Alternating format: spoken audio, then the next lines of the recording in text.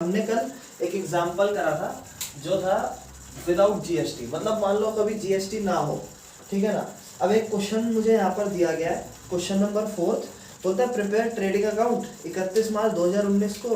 तो देख सबसे पहले डिटेल्स जो दे रखी है यहाँ पर साइड में लिख रहा हूँ, लिखता रहे तू भी।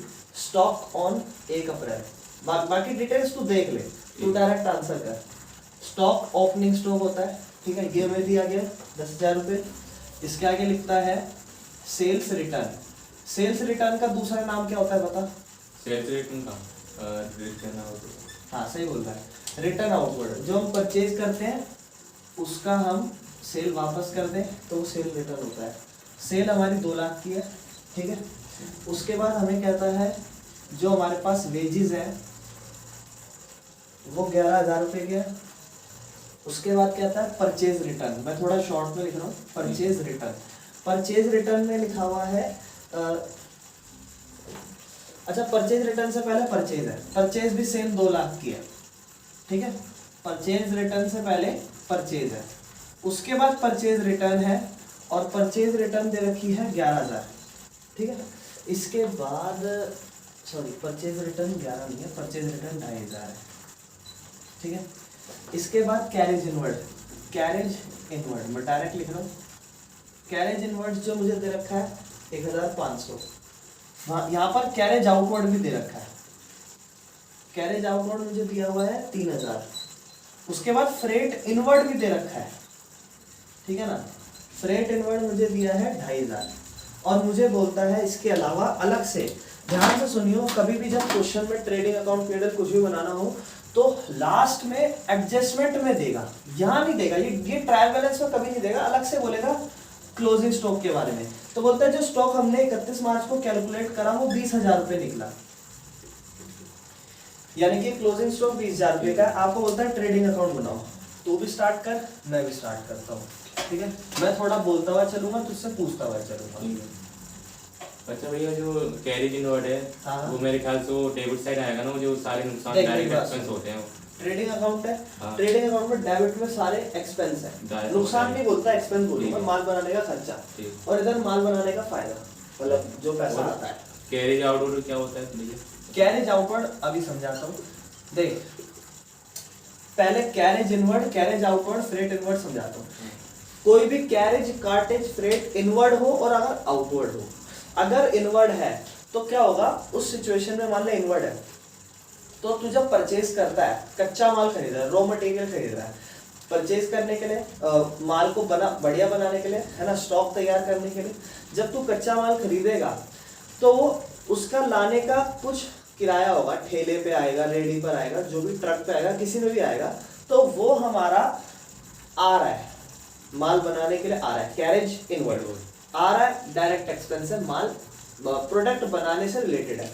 लेकिन कभी कभी क्या होता है, अब हम इसको बेचेंगे भी, है ना, पीछे गोदाम है, गोदाम में माल बनता है, यहाँ पे आगे जाके बिक रहा है, रेडी पे दुकान पे बिक रहा है। जब बंदे आके माल खरीद रहे हैं तो वो क्या कहेंगे, वो कहेंगे कि आप इतना अच्छा कर रहे हो, ये कर रहे हो, हमने कहा चलो हमने क्या होता है देखो, डिस्काउंट दे देते हो, या फिर आप बोलते हो आफ्टर सेल सर्विस दे देते हैं कभी हम, कि हाँ आपको सेल के बाद में हम ये सर्विस प्रोवाइड करेंगे ताकि लोग माल खरीदें। तो वैसे एक हम सर्विस ऐसे प्रोवाइड कर देते हैं कि यार आप हमारा माल खरीदो, हम आपको फ्री डिलीवरी देंगे। अमेजोन जिस पे भी होता है, मान लो कोई भी 500 से ज़्यादा का अमाउंट होता है, फ्री डिलीवरी मिलती है। वो फ्री डिलीवरी जब आपको मिल रही है तो वो उस बंदे को तो देनी पड़ रही होगी ना जो सेल कर रहा है माल, तो वो सेल जब कर रहा है तो वो उसे फ्रेट कैरेज आउटवर्ड बोलेगा। तो माल बन के जा रहा हूँ, हाँ, अभी माल बिक रहा है ना, जब बिकने के लिए बाहर जाता है तो वो रेडी से अगर आप दे रहे हो, वैसे यार कोई भी दुकान वाला होता है, आप फ्रिज खरीदते हो, कोई भी खरीदते हो, जब वो रेडी ठेले पे आता है सामान, आपको रिक्शा वाले को किराया देना पड़ता है। मान लो वो किराया भी उस दुकान वाले ने दिया, तो वो उस दुकान वाले के नजरिए से वो रेडी का जो खर्चा है, एक चीज खुद सोचो, क्या वो परचेज से रिलेटेड खर्चा हुआ?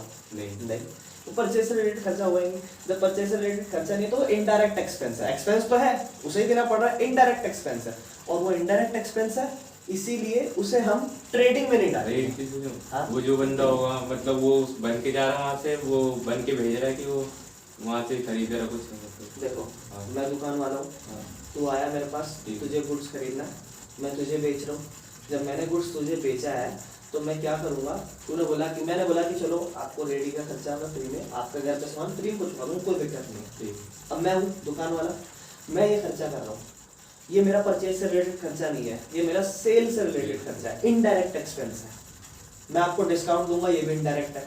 मैं आपको आफ्टर सेल सर्विस दूंगा, इनडायरेक्ट एक्सपेंस है। ये जितने भी है ना सब इनडायरेक्ट एक्सपेंस होते हैं, और ये इनडायरेक्ट एक्सपेंस जो होते हैं इन्हें हम ट्रेडिंग में आप नहीं लिख सकते, because they are not the part of purchase से रिलेटेड, ठीक है, उन सबका पार्ट नहीं होते ये, तो इसे नहीं लिखना। आउटवर्ड हो तो इसे हमें P&L में लिखना है। तो यहाँ पर हम बना रहे हैं ट्रेडिंग अकाउंट, और ट्रेडिंग अकाउंट में हमें लिखना होता है फॉर द अच्छा, Year ended। ट्रेडिंग अकाउंट में परचेज से रिलेटेड खर्चा आएगा सारे। और क्या, अच्छा, फॉर द ईयर एंडेड, जो भी उस साल का है, ठीक है ना। साथ साथ कर तू भी ठीक है। क्वेश्चन, ठीक है ना। Particular amount debit side, credit side, और this is our trading account. सबसे पहला तो हमें लिखना होता है ओपनिंग स्टॉक, ठीक है। सबसे पहले यहाँ पर हम लिख देंगे टू ओपनिंग स्टॉक। मैं अभी जो है पूरा नहीं लिख रहा, डेबिट साइड। इसके साथ साथ क्लोजिंग स्टॉक भी लिखते हैं, तो उसे बाद में लिख देंगे। ओपनिंग स्टॉक के बाद हम इस फॉर्मेट में लिखते हैं परचेज। तो देखते हैं परचेज हुई है क्या, तो देखो स्टॉक हो चुका है, इसे टिक कर दो ताकि कंफ्यूजन ना हो। अब परचेज पे आ रहे हैं, परचेज 2 लाख लिख देते हैं भैया। परचेज साइड में क्यों लिख रहा हूँ, क्योंकि साथ में परचेज रिटर्न भी है, ठीक है ना। तो परचेज यहाँ 2 लाख होते हैं, और इसमें से माइनस कर दूंगा परचेज रिटर्न, ठीक है ना। पूरा लिखना purchase return, that is 2500। Balance will be 1,97,500, ठीक है जी। इसके बाद परचेज हो गया, परचेज रिटर्न। इसके बाद कोई एक्सपेंस है तो देखो वेजेस मतलब भाई माल बनाने के लिए आप दिहाड़ी दे लो किसी को, लेबर को, तो वो वेजेस इसका एक्सपेंस हो गया। तो यहाँ पर हो जाएगा 2 वेजेस 11,000। यहाँ जरूर एक चीज मैंने बताई थी, अगर 2 लगा रहे हो तो पूरे अकाउंट में लगाना, अगर बाय लगा रहे हो पूरे अकाउंट में, अगर 2 नहीं लगा रहे तो पूरे में मत लगाना, बाय लगा रहे तो पूरे में मत लगाना, ठीक है ना। इसके बाद परचेज हो गया, परचेज रिटर्न, वेजेस भी हो गया, सेल रह गया। उसके अलावा कोई एक्सपेंस है तो चेक कर लेते हैं, क्योंकि एक्सपेंस वाली साइड फिल कर रहे हैं ना सबसे पहले। तो कैरेज इनवर्ड है तो होगा तो 2 कैरेज इनवर्ड्स, ठीक है ना, दैट इज 1500। उसके बाद 2 फ्रेट इनवर्ड। इसमें हमने इतनी देर से बात करी किस पर, फ्रेट आउटवर्ड पे, sorry carriage outward, freight outward, कुछ भी हो वो हमारा परचेज से रिलेटेड खर्चा नहीं होना चाहिए, तो वो उसे हम नहीं लिखेंगे। तो फ्रेट इनवर्ड 2500। ये डेबिट साइड सारे एक्सपेंस पूरे हो गए, कैरेज इनवर्ड भी, फ्रेट इनवर्ड। अब रह गया क्लोजिंग स्टॉक का अमाउंट और एक सेल का। तो सबसे पहले यहाँ बाय सेल्स को यहीं पे लिख रहे हैं क्योंकि सेल्स रिटर्न भी है। सेल्स में सब्ट्रैक्ट कर देंगे सेल रिटर्न, और उसका अमाउंट है हमारे पास 5,000 रुपये, तो सेल हो गई 1,95,000। इसके बाद क्लोजिंग स्टॉक है, मतलब जो पूरे साल के दौरान माल बच जाता है। क्लोजिंग स्टॉक का नेचर हमेशा ध्यान रखना, क्योंकि ये एडजस्टमेंट में दी जाती है। तो मैंने बताया था लास्ट क्लास में भी, क्लोजिंग स्टॉक एक तो ट्रेडिंग अकाउंट में जाती है और दूसरी बैलेंस शीट में किस कॉलम में, लायबिलिटी असेट्स, क्योंकि it is a part of central assets, ठीक है ना। क्लोजिंग स्टॉक हो गया 20,000। और अभी चेक कर लेते हैं किस साइड का कॉलम, किस साइड का अमाउंट ज़्यादा है, ज़्यादा नहीं है। मेरे ख्याल से एक्सपेंस ज़्यादा है, तो यहाँ पर एक्सपेंस ज़्यादा है, और एक्सपेंस जो आ रहा है दैट इज 2,25,000। ये साइड ज़्यादा है, 2,25,000। और यहाँ लिखेंगे बाय ग्रॉस लॉस हो गया, क्योंकि जब कभी भी ये साइड का बैलेंस ज्यादा होके बैलेंसिंग यहाँ बनती है तो उसे हम ग्रॉस लॉस कहते हैं। ये साइड का बैलेंसिंग होके यहाँ बनती है तो उसे हम ग्रॉस प्रॉफिट कहते हैं, बाय ग्रॉस लॉस। जैसे हम लेजर बनाते थे ना, जिस साइड का बैलेंस ज्यादा आता था उसे बैलेंसिंग करके लिखते थे, वही लिखना है। तो इधर माइनस करके देखते हैं, 2,25,000 पूरा बैलेंस है, और 2,25,000 नहीं है, 2,22,500 है, ठीक है। 2,22,500, 2,22,500। 2,22,500 से पूरा बैलेंसिंग जो हो रही है, तो उसको कर करा के 7,500 रुपये का लॉस आ रहा है। और ये लॉस को हम क्या करते हैं, ट्रांसफर करते हैं कहाँ पर, transfer to profit and loss account, P&L account, debit side होगा। ठीक है ना। इधर आया है तो डेबिट साइड चला जाएगा। क्लियर है? तो ये हमारा क्वेश्चन हो गया। कर ले जल्दी से। डिटेल वही सेम मैं लिख दूंगा, ठीक है। और डिटेल लिखने के बाद फिर तूने करना, इसमें थोड़ी सी ज़्यादा डिटेल्स दे रखी है, तो देख थोड़ा सा ना, थोड़ा सोच समझ के भी करना है, ठीक है। चल, तो ये क्वेश्चन नंबर 5 है, और इसमें डिटेल्स क्या दी गई है मैं तेरे को बोलता हूँ। लिख, कैश परचेज, कैश परचेज है 1,50,000 रुपये। क्रेडिट परचेज, इनका मतलब समझाएगा दोनों का। क्रेडिट परचेज, हाँ, कैश परचेज और क्रेडिट परचेज का। कैश परचेज और क्रेडिट परचेज, वो जो माल है ना वो कुछ कैश पे खरीदा गया होगा और कुछ उधारी पे। उधारी में, बिल्कुल सही। उसके बाद है return inward. Return inward is 20,000 रुपये। रिटर्न इनवर्ड का मतलब, रिटर्न इनवर्ड, हाँ, तो मतलब परचेज रिटर्न। बिल्कुल सही ना, रिटर्न इनवर्ड मेरे भाई। रिटर्न इनवर्ड मतलब ये होता है परचेज रिटर्न। रिटर्न इनवर्ड और परचेज रिटर्न इन, हाँ, मतलब माल बेचा वो वापस दे गए, रिटर्न इनवर्ड। रिटर्न आउटवर्ड तो आप खरीद के लाए और आपने वो माल वापस कर दिया, परचेज रिटर्न, ठीक है ना। उसके बाद है कैश सेल्स। कैश सेल्स मतलब बेचा कैश में, ठीक है ना, वो है 1,60,000। उसके बाद है क्रेडिट सेल। लिखता जाए बिल्कुल तेजी से करना। एक पूछना है। हाँ पूछ। वो जो परचेज रिटर्न होता है वो हमने खरीद, वो सेल इनवर्ड, ये वाले एक बताओगे? रिटर्न इनवर्ड और रिटर्न आउटवर्ड का मतलब एक बार फिर बता दो। देख, रिटर्न इनवर्ड पहले तो परचेज समझो। परचेज एक चीज खुद सोचो, तू खुद ही बता देगा। परचेज जब करता है, माल आता है, अगर इसी माल को वापस करेगा तो इन होगा या आउट होगा? तो आउट होगा। आउट होगा, तो इसे रिटर्न आउटवर्ड कह देंगे। सेल करा, सेल में माल जाता है या आता है? सेल में माल गया, वो माल अगर वापस आ जाएगा तो उसे इन बोलेंगे आउट बोलेंगे? इन बोलेंगे। तो रिटर्न इनवर्ड। तो ये रिटर्न इनवर्ड है, मतलब सेल रिटर्न है, ठीक है ना। उसके बाद क्रेडिट सेल हमें 11 लाख दे दी है। फिर हमें दे देता है रिटर्न आउटवर्ड, ठीक है ना। रिटर्न आउटवर्ड हमें देता है 10,000 रुपये।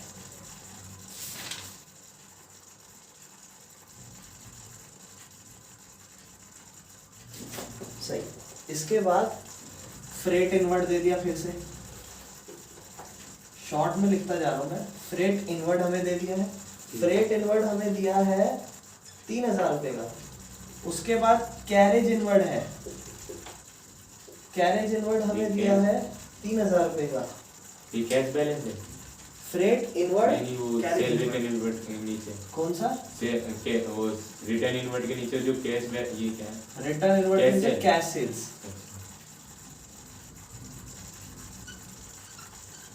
वेजेस एंड सैलरी दी गई है। अब देख, यहाँ पे वेजेस एंड सैलरी बोल दिया। वेजेस एंड सैलरी को मैं डायरेक्ट एक्सपेंस मानूं या नहीं मानूं?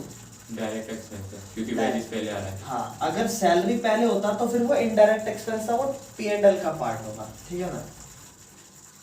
ओपनिंग स्टॉक दिया है 1.5 लाख। उसके बाद क्लोजिंग स्टॉक दिया है। अच्छा देखो, क्लोजिंग स्टॉक यहीं पे लिख दिया अलग से, कोई दिक्कत नहीं है। उसके बाद बोलता है देखो यहाँ पर एक बढ़िया सी चीज दी क्लोजिंग स्टॉक के लिए। बोलता है क्लोजिंग स्टॉक जो है हमारा है 88,000 रुपये का, मतलब 88,000 रुपये का माल पड़ा है। लेकिन क्या हुआ, इसकी मार्केट वैल्यू या रियलाइजेबल वैल्यू, मार्केट वैल्यू या रियलाइजेबल वैल्यू जो दी गई है ना, वो 84,000 दी गई है। मतलब मार्केट में आपके पास 88,000 का माल पड़ा है, मगर मार्केट में आज 84,000 रुपये का है। तो हमने जो प्रिंसिपल्स पढ़े थे 11th क्लास में, अकाउंटिंग प्रिंसिपल्स, वो कहता था कि भैया जो मार्केट में हो, इसमें हो, जो भी कम हो वो मान, ठीक है ना। मतलब क्लोजिंग स्टॉक 88 का है, आपके पास 88 रुपये का पड़ा, उससे क्या फर्क पड़ता है? बाहर आज 84 रुपये का है। अगर आप इसे बेचने भी जाओगे तो 88 में ढूंढना मिलेगा, 84 में।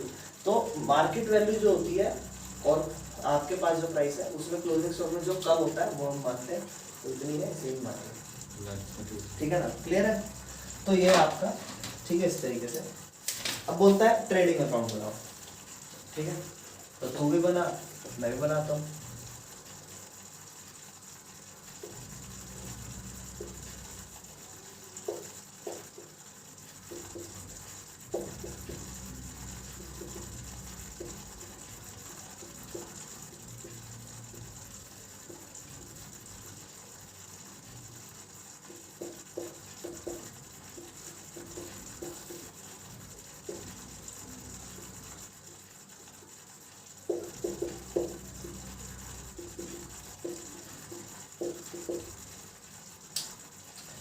अब सबसे पहली डिटेल जो हमें दी गई थी, सबसे पहले हम एक्सपेंस लिखेंगे, तो एक्सपेंस में हम क्या लिखेंगे, ओपनिंग स्टॉक। ओपनिंग स्टॉक दिया है भैया 1.5 लाख रुपए का। अच्छा, कैश परचेज और ये बाद में आएगा, सबसे पहले ओपनिंग स्टॉक से शुरुआत हाँ, करेंगे, ठीक ये है। तो- ओपनिंग स्टॉक के बाद परचेज पे आते हैं। तो देखो कैश परचेज है और क्रेडिट परचेज, इन दोनों को प्लस हमें तो परचेज लिखनी है। परचेज में हमें ये नहीं फर्क पड़ता कैश कितनी है, क्रेडिट है, परचेज वाला परचेज माल आ चुका है। तो 9 लाख और 1.5 लाख 10 लाख कितना हो जाएगा, 10,50,000 करता जा।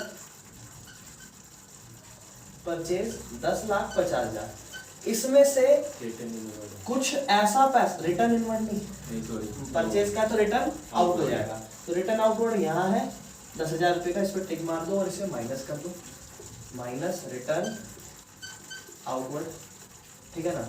रिटर्न आउटवर्ड कितना है, 10,000 रुपये, सही है भाई, बच गया 10,40,000। इसके बाद रिटर्न इनवर्ड हो, आउटवर्ड हो गया। अभी रह गया है फ्रेट इनवर्ड, कैरेज इनवर्ड। तो फ्रेट इनवर्ड, कैरेज इनवर्ड भी डाल दो। फ्रेट इनवर्ड, फ्रेट इनवर्ड कितना है, 3,000।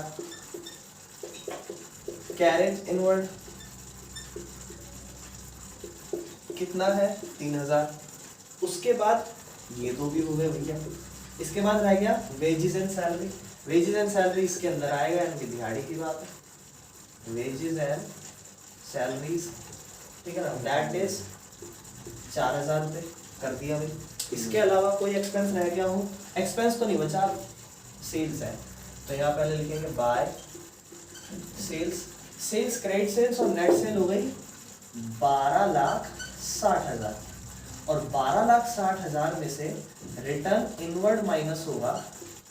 तो रिटर्न इनवर्ड माइनस करेंगे तो सॉरी, हाँ, रिटर्न इनवर्ड माइनस करेंगे तो बचेगा 20,000 करके 12,40,000, और एक हमारा रह जाएगा क्लोजिंग स्टॉक। क्लोजिंग स्टॉक हम मानेंगे 84,000, और जो बैलेंस हमारा ज्यादा होगा, देखते हैं किसका ज्यादा है, तो इसी का ज्यादा है। 12,40,000 और 84, 13,24,000, 13,24,000, और 13,24,000 में से ये सारा बैलेंस माइनस कर देंगे। सारा बैलेंस माइनस करके बचता है 1,24,000, 1,24,000, and that is debit side आया है, तो क्या हो जाएगा, ग्रॉस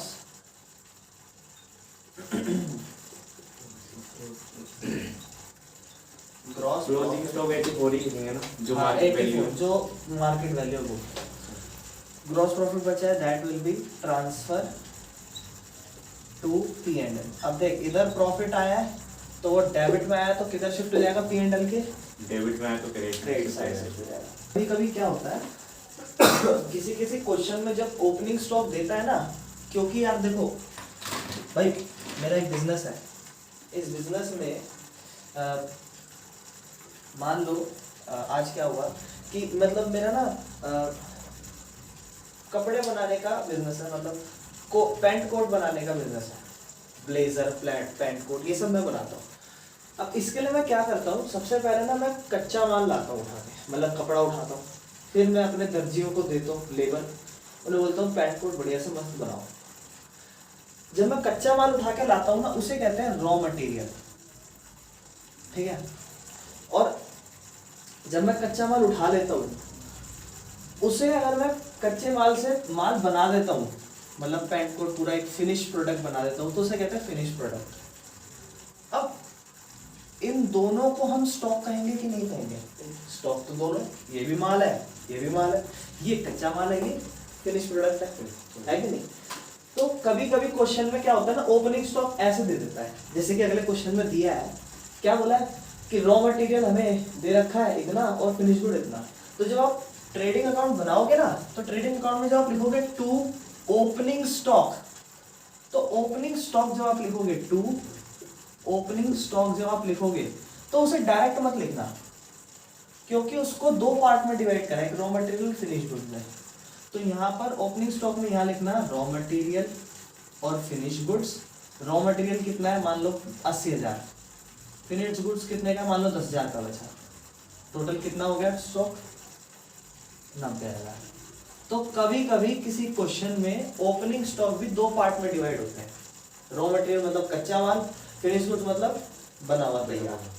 तो अलग अलग ऐसे दिए जाते हैं, मगर दोनों को मिला के तो स्टॉक ही बनना है, तो हम उसे अलग से दिखा देते हैं कभी कभी। अब जायज बात है, ओपनिंग स्टॉक ऐसा है तो क्लोजिंग स्टॉक भी ऐसा ही होना चाहिए।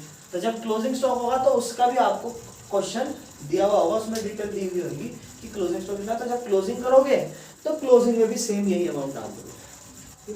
तो मैं ये करा नहीं रहा, मैं एक तरीका बता रहा हूँ कि ऐसा भी होता है, ठीक है ना। चलो इसके बाद ट्रेडिंग अकाउंट बनाना आ गया। ट्रेडिंग अकाउंट से एक तरीके के क्वेश्चन और आते हैं, वो कैसे आते हैं जिसकी मैंने अभी तक बात करी नहीं थी। मैंने फॉर्मूला पे डिस्कस करा था, जो मैंने नहीं कराया था, तो मैं यहाँ पर मेरे पास क्वेश्चन आया है तो इसीलिए मैं उसे कराने वाला हूँ, ठीक है। तो सबसे पहले हमने जो फॉर्मूले पढ़े थे ना, उसे मैं थोड़ा सा रिवाइज कराता हूँ और फिर कराता हूँ, समझाता हूँ। सॉरी, अब देख ये क्वेश्चन क्या है ना, क्वेश्चन में हमने एक फॉर्मूला रह गया था हमारा, जिसको हमने सीखा था कॉस्ट ऑफ गुड सोल्ड, याद हो थोड़ा सा, लास्ट क्लास में हमने डिस्कस करा था कॉस्ट ऑफ गुड सोल्ड। और कॉस्ट ऑफ गुड सोल्ड का हमने फॉर्मूला मैंने नहीं पढ़ाया था, अब पढ़ा देता हूँ, क्वेश्चन है तो मैं समझा देता हूँ। कॉस्ट ऑफ गुड सोल्ड का मतलब मैंने समझा दिया था, क्या होता था कॉस्ट ऑफ गुड सोल्ड भैया, 80 रुपए का माल बना के तैयार करा आज, 2 से पहले, और उसे मैं 100 रुपए में बेचाया, तो 100 रुपए तो मेरी सेल मानी जाएगी, और 80 रुपए जितने में माल तैयार हुआ था वो कॉस्ट ऑफ गुड सोल्ड होगी। अच्छा बचे कितने का फर्क है, 20 का। उस 20 रुपए को क्या कहूँगा, और 20 रुपए को प्रॉफिट, ग्रॉस प्रॉफिट। फॉर्मूला नहीं बन गया, किस चीज का फॉर्मूला बन गया, ग्रॉस प्रॉफिट का, sale minus cost of goods sold. बना कि नहीं बना फॉर्मूला। प्रॉफिट कैसे निकल सकता है, नेट सेल, जो भी सेल हुई है उसमें से क्या माइनस कर दो, कॉस्ट माइनस कर दो। तो पहला फॉर्मूला बोलो, ग्रॉस प्रॉफिट का फॉर्मूला क्या बनता है, net cell minus cost of goods sold, COGS short में लिख दो, ठीक है, पहला फॉर्मूला। अभी समस्या क्या होती है ना, कॉस्ट ऑफ गुड्स सोल्ड नहीं दी होती, नेट सेल का मतलब क्या होता है, नेट सेल मतलब नेट सेल, कभी कभी सेल के बाद वापस भी तो आ जाता है माल। मान लो आपने सेल करी, माल वापस आ गया, उसे सेल मानोगे क्या, माल सेल कर दी, माल भेज दिया, वो माल को वापस कर दिया, क्या उसे सेल मानोगे, नहीं, तो वो हटाना चाहिए ना, तो इसलिए नेट सेल बोला है। यानी कि अगर कभी भी रिटर्न इनवर्ड हो तो इसमें से माइनस कर देना, समझ गए। बाकी कॉस्ट ऑफ गुड्स सोल्ड, तो एक फॉर्मूला और होता है कॉस्ट ऑफ गुड सोल्ड का, जो हमें सीखना है, कॉस्ट ऑफ गुड सोल्ड का।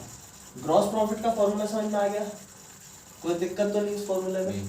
कॉस्ट ऑफ गुड सोल्ड कैसे निकलता है, मतलब कॉस्ट ऑफ, यार सिंपल है, देख इसको माइनस कर दो उसमें से, तो खुद ग्रॉस प्रॉफिट माइनस, नहीं, इससे नहीं, समझो, ट्रेडिंग अकाउंट बनाते थे, ट्रेडिंग अकाउंट बनाते थे यार, एक चीज खुद सोचो, gross cost of good sold का मतलब क्या है, कॉस्ट ऑफ गुड सोल्ड का भैया सीधा सीधा मतलब है एक्चुअल प्राइस कि कितने में बना, मतलब उसके अंदर आप क्या देखोगे, बिजली का खर्चा कितना लगा, लेबर का खर्चा कितना लगा, और क्या हो सकता है, और किराया, वेजेस, दिहाड़ी, और माल कितने का था, ये भी तो होगा उसके अंदर। और अगर कोई पिछले साल का माल है वो उठाया हमने, तो वो भी उसके अंदर माना जाएगा, यानी कि ओपनिंग स्टॉक, वो सब आएगा कि नहीं आएगा।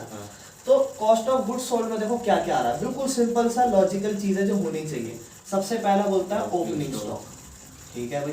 बोलता है इसमें जोड़ दो, बोलता है इसमें जोड़ दो नेट परचेज।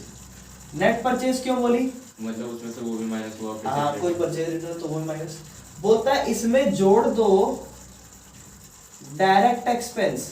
डायरेक्ट एक्सपेंस मतलब कैरेज। डायरेक्ट एक्सपेंस में क्या क्या आ जाता है, कैरेज इनवर्ड, वेजेस, बिजली का बिल, सारा बिल जो परचेज से रिलेटेड है, डायरेक्ट एक्सपेंस। बोलता है भैया इसमें से एक चीज माइनस कर दो, वो होती है क्लोजिंग स्टॉक।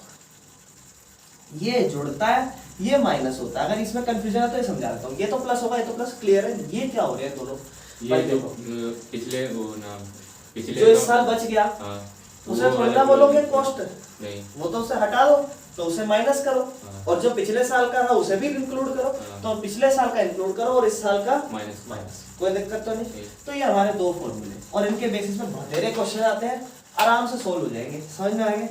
फॉर्मूले तो देखो कुछ भी नहीं है, बस तरीका समझना है क्यों हो रहा है। फॉर्मूले याद करने की भी जरूरत नहीं पड़ेगी। क्वेश्चन क्या है, क्वेश्चन देख, मैं तुझे साथ साथ देता हूँ। हाँ, वो परचेज वो परचेज रिटर्न वाला समझाना है।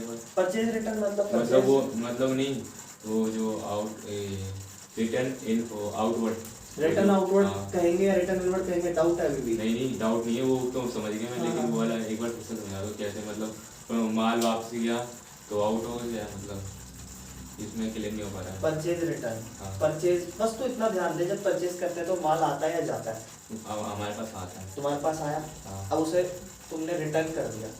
अच्छा, एक वो जो माल खरीदता है वो बाय, वो क्या कहते हैं, बायर होता है, परचेजर होता है। आप खरीद रहे हो तो आप परचेज करोगे ना।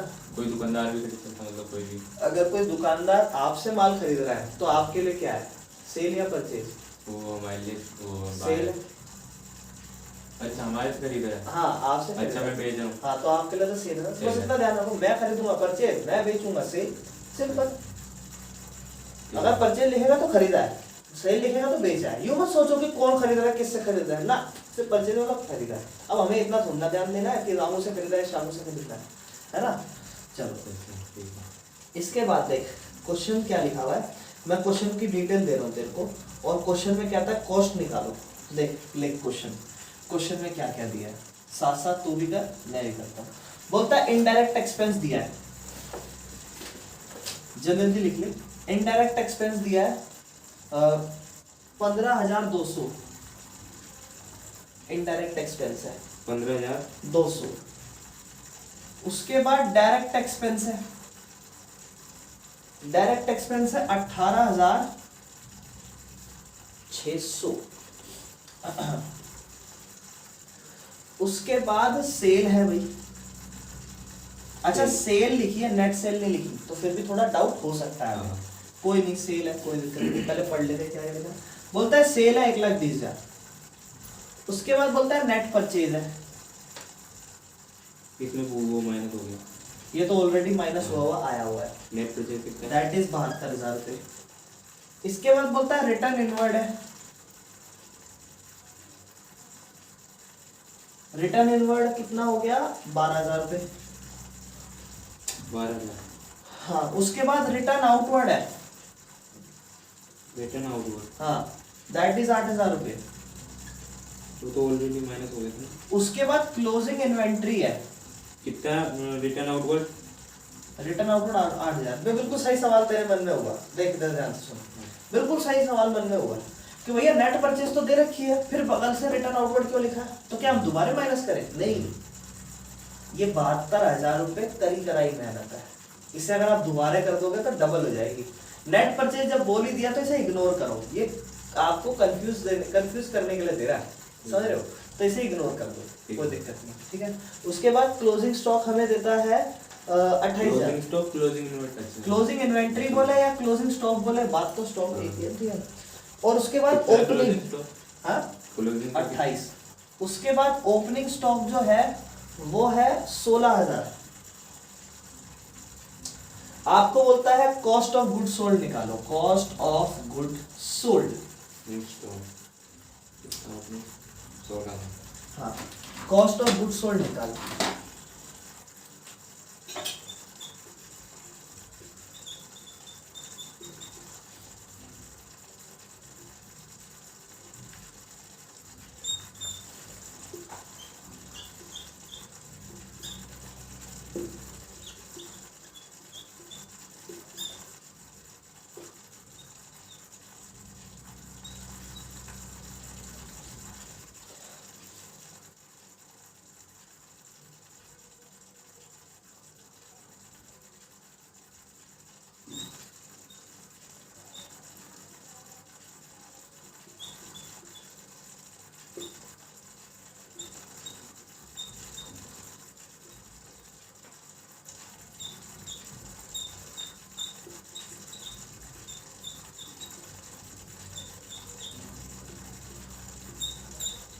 सेल वेल का कोई चक्कर नहीं ना, सेल माइनस नहीं, नहीं होगा। सेल से सेल आएगी ही नहीं इसमें।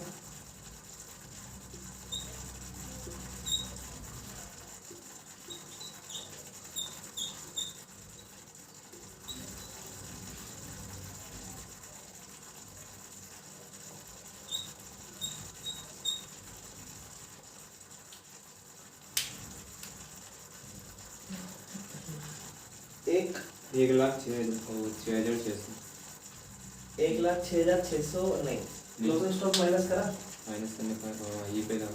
क्लोजिंग स्टॉक तो माइनस कर। अच्छा सुन, ध्यान से सुन, एक सवाल से पूछता हूँ यार, ये क्या लिखा हुआ है? Direct expense. डायरेक्ट एक्सपेंस, अरे यार ये क्या लिखा हुआ है? ये return inward. Return inward carriage तो नहीं है? नहीं, हाँ, कंफ्यूज नहीं होना। कभी कभी हम क्या करते हैं ना, कंफ्यूज हो जाते हैं, तो हम कैरेज इनवर्ड लिख देते हैं, डायरेक्ट एक्सपेंस। अच्छा एक चीज बोल, मान ले रिटर्न इनवर्ड ना लिख के कैरेज इनवर्ड दे देता, तो हमारा डायरेक्ट एक्सपेंस होता तो डायरेक्ट एक्सपेंस को ही मानूंगा आगे, रिटर्न इनवर्ड को इग्नोर करूंगा। है। रिटर्न इनवर्ड की कैरेज इनवर्ड, मतलब कैरेज इनवर्ड जो है, ठीक है ना? अभी तो रिटर्न इनवर्ड की कोई वैल्यू नहीं है, करते कर लो। ठीक है। चल ध्यान देते हैं, इसमें ना समस्या क्या है कि ग्रॉस प्रॉफिट निकालना है, हाँ, ठीक है भाई। इसमें दिया क्या नहीं है ना, क्लोजिंग ओपनिंग स्टॉक नहीं दिया, अगर वो पता होता तो थोड़ा सही रहता। परचेज दिया 8 lakh, return outward 20,000, direct expense ये। इससे हम क्या निकाल सकते हैं भैया? इससे हम ये पता लगा सकते हैं कि उस साल कितना माल जो है एक्चुअल में प्रोड्यूस हुआ। मतलब कि ये क्या दिया है, ये क्या बोला है, इसे समझते हैं पहले। बोलता है कि जितना भी माल था ना, जितना भी माल था उसका 2/3 गुड्स बेचा है सिर्फ। जितना भी माल था उसका 2/3 गुड्स बेचा है सिर्फ, 1/3 तो बेचा ही नहीं। और जो 2/3 बेचा है उसे 6,10,000 रुपए में बेचा है, यानी कि ये सेल तो है। और ये सेल क्या जितना माल था क्या उसकी सेल है? नहीं, सिर्फ पूरे माल की 2/3 सेल है। समझ में आ रहा है ये बात? तो जितना भी टोटल स्टॉक था उसका सिर्फ 2/3 बेचा है, और वो कितने में बेचा है? 6,10,000 रुपए में। मतलब मैं तुझसे एक बात कही, ध्यान से सुनिए, एक एग्जांपल लेके कहता हूँ। मैंने कहा कि मेरे पास 40 रुपए का माल पड़ा था, मैंने 40 रुपए में 10 रुपए का माल तो साइड ही कर दिया, और बचा कितने का? 30। ये माल मैंने 50 रुपए में बेचा है, प्रॉफिट बता। तो बोलेगा भैया 10 रुपए का प्रॉफिट। सही बात है ये? नहीं, गलत बात है। क्या गलत बात है भैया? इतने का माल तो आपने साइड ही कर दिया, बेचा तो इतने का है ना, तो प्रॉफिट कितने का हुआ? 20 का। सेम यही बात यहाँ कही गई है। क्या पूरा माल बेच दिया? नहीं, 2/3 बेचा है, और वो 2/3 6,10,000 है, यानी कि हमें पता है कि पूरा माल कितना था? नहीं। तो हम क्या करेंगे भाई, हमें इतना पता है कि वो माल कितना होगा यार। ओपनिंग स्टॉक ही तो है एक तरीके से, परचेज है, रिटर्न आउटवर्ड है, डायरेक्ट एक्सपेंस है। परचेज, इधर देखो जरा ध्यान से सुनो, आप परचेज पता लगा लो, मतलब ये पता लगा लो कि माल बिकने के लिए कितना तैयार था, है ना? माल बिकने के लिए कितना, ओपनिंग माइनस क्लोजिंग तो छोड़ो, बस इतना ध्यान दो कि माल बिकने के लिए कितना तैयार था। तो माल 8 लाख रुपए का पड़ा ही था, जिसमें से कितना माल वापस चला गया? 20,000 रुपए का, है ना? यानी कि अब हमारे पास माल बचा 7,80,000 रुपए का, जिसमें से हमने कुछ और खर्चा भी लगाया, यानी कि इतने की तो हमारी लागत आई है 8,40,000, है ना? 8,40,000 की तो हमारी लागत आई है, मतलब इतने की तो हमारी कॉस्ट है टोटल। और इतने रुपए का माल क्या हमने बेचा है? नहीं। इतने का कितना बेचा है? 2/3। इसका भी तो 2/3 बेचा है। जब यही तो मैं बोल रहा हूँ, ये जो माल है जितने का भी था ये, उसका हमने 2/3 बेचा इतने में, तो ये माल था कितने का? 8,40,000 रुपए। क्या हमने 8,40,000 पूरा बेचा है? नहीं। 8,40,000 का हमने क्या बेचा है? 2/3। तो 8,40,000 का हम 2/3 निकाल ले, है ना? इसे कर लेते हैं 1 नंबर पे, इसे कर लेते हैं 27, ठीक है?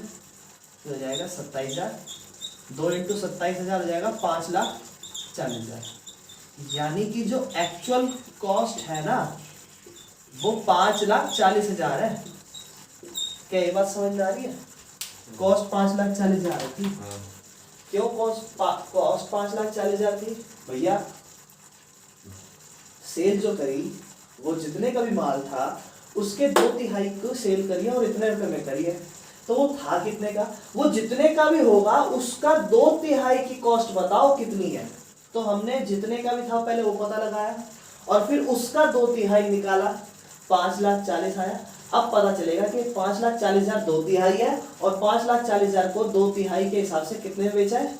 6,10 में। हाँ। ये 6,10 में बेचा, यानी कि प्रॉफिट मतलब कितने का हुआ? 70,000। ग्रॉस प्रॉफिट हमारा यानी कि net cell minus 6,10 minus 5,40,000, gross profit हमारा 70,000। क्या ये मस्त कहानी समझ में आई? हाँ। ये है इसकी पूरी कहानी, कर ले इसे।